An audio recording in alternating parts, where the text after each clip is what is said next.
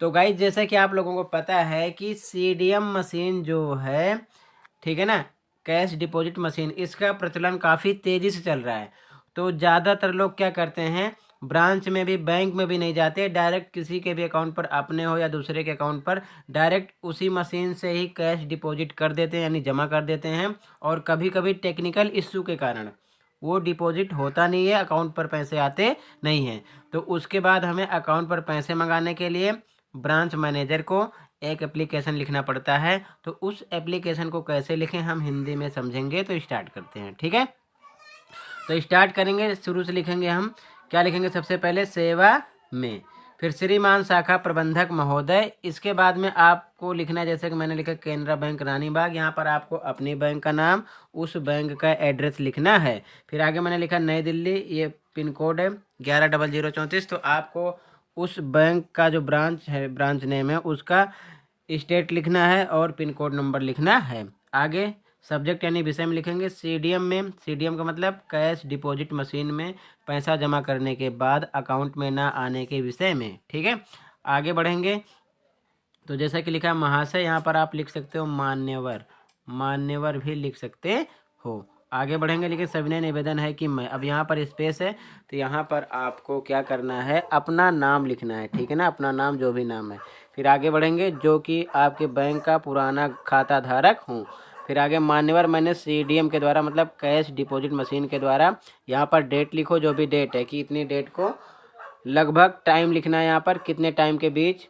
फिर ब्रांच का नाम लिखो, या जो एटीएम है वो कहाँ पर है, उसका एड्रेस लिखो कहाँ पर है, ठीक है ना, मशीन में। अब इसके आगे क्या करोगे, यहाँ पर आपको जैसा कि लिखा मशीन में के बाद रुपए, तो यहाँ पर आपको जो भी है, मान लो 10,000 है, 20,000 है, 5,000 है, जो भी है यहाँ पर रुपए लिख दो, ठीक है ना, जमा किए थे। उसके आगे जिसमें 500 की 23 नोट थी। अब यहाँ पर मान लो अगर 11,500 है, तो मान लो 500 की 23 नोट होगी, ठीक है। इसी प्रकार मान लो जितनी नोटें थी, ठीक है, आपको उसी के अकॉर्डिंग लिखना है। 500 की नोट थी कि 2,000 की थी कि 100 की थी, ठीक है। आगे दिन रविवार था, दिन का नाम लिख दो। लेकिन किसी तकनीकी खराबी के कारण पैसे मेरे अकाउंट में जमा नहीं हुए। ये पूरी प्रक्रिया नीचे एटीएम गार्ड के सामने हुई थी। अगर एटीएम जो मतलब वहाँ पर गार्ड लगा होता है, था नहीं था तो लिखना नहीं, अगर था तो लिख दो, उसके सामने सारा प्रोसेस हुआ था। फिर आगे मशीन में पर्ची भी खत्म थी, जिसकी वजह से मुझे पर्ची नहीं मिल पाई। अगर आपको पर्ची मिली है तो लिखोगे मुझे जो पर्ची मिली हुई है, हम उसको भी साथ में इस एप्लीकेशन के साथ में लगा रहे हैं, ऐसा आपको लिखना है, ठीक है ना। अतः आपसे विनम्र निवेदन है कि मेरे पैसे को खाते में भेजने की कृपा करें, मैं आपका सदा आभारी रहूँगा। फिर आगे यहाँ पर सा धन्यवाद लिखा हुआ है, तो यहाँ पर आप लिख सकते हो, ठीक है। यहाँ पर सा धन्यवाद के बाद में आपका विश्वसनीय, तो आप लिख सकते हो आपका शुभचिंतक भी लिख सकते हो।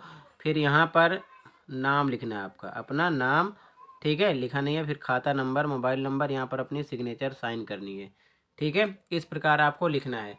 और इसके साथ में अगर आपको पर्ची मिली है तो वैसे लिखना जैसे मैंने बताया, पर्ची भी साथ में उसकी फ़ोटोकॉपी लगा देना, ठीक है। और ये आपको जाकर बैंक के ब्रांच में सबमिट करा देना है। तुरंत तो पैसे नहीं आते, बट 1 हफ्ते के अंदर अकाउंट में भेज दिए जाएंगे, पूरा प्रोसेस किया जाएगा, छानबीन होगी उसके बाद, ठीक है ना। तो इस प्रकार आपको लिखना है। तो आई होप आज की वीडियो में बस इतना ही था, आपको ये वीडियो अच्छी लगी होगी, ठीक है। अगर वीडियो अच्छी लगी तो लाइक कर सकते हो, चैनल पर नए सब्सक्राइब कर सकते हो। मिलते हैं नेक्स्ट वीडियो में। Thank you for watching this video and take care.